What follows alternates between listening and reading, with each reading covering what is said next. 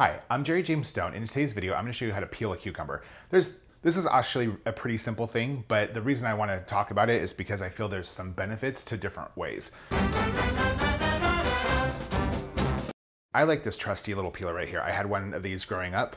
I don't know, just feels kind of like old, but I really love it a lot. So this is what I used. I like it because it has a nice width to it on the peeler part. So when I'm peeling a cucumber, I think it's important to always work away from you. Just take it, grip it with your hand, easy breezy.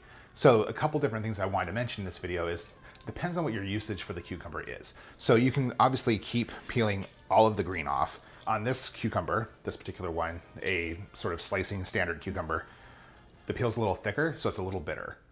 So if you're using, say, if you want to make cucumber water, you want to peel off all of the peel. That part is really important. In fact, I would even peel down to the point where you get a little bit of the whiteness, because in cucumber water, you want that fresh cucumber taste. You don't want any of the bitterness from the peel. But if you're using it in a salad, I think the bitterness actually kind of plays well with the other vegetables and the other ingredients that you're using. So in that case, like I tend to do more of a stripe.